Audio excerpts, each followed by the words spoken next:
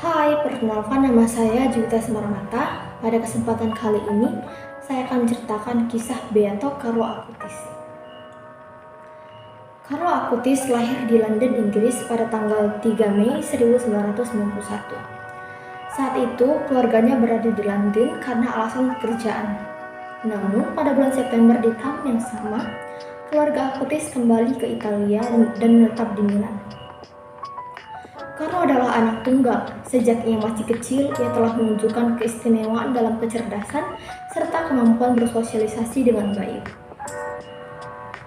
Setiap kali mamanya membawa Carlo untuk keluar berjalan-jalan, Carlo selalu meminta untuk masuk ke gereja yang dilewatinya, untuk mengunjungi Yesus, mencium salib, dan meletakkan bunga di bawah kaki Bunda Maria.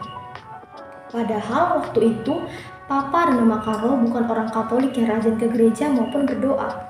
Justru karena tersentuh oleh cinta Carlo kepada Tuhan, Papa dan Mamanya mulai kembali ke gereja.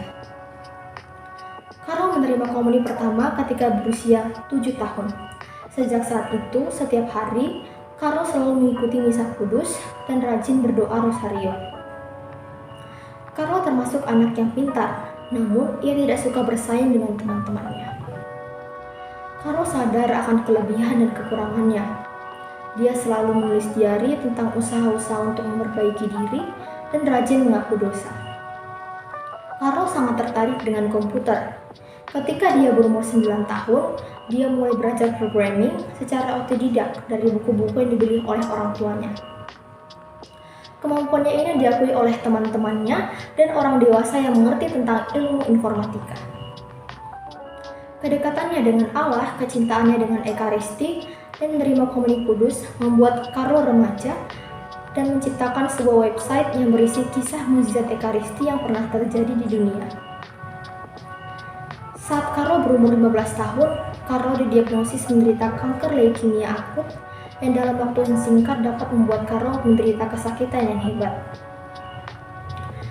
Pada tanggal 10 Oktober 2006, Carlo meminta sakramen perminyakan karena dia merasa waktunya sudah tidak lama lagi. Pada hari Rabu 11 Oktober 2006, Carlo mengalami koma, dan pada pukul 5 sore, para dokter menyatakan kematian otaknya. Selanjutnya pada hari Kamis 12 Oktober 2006, jantung Carlo berhenti berdetak.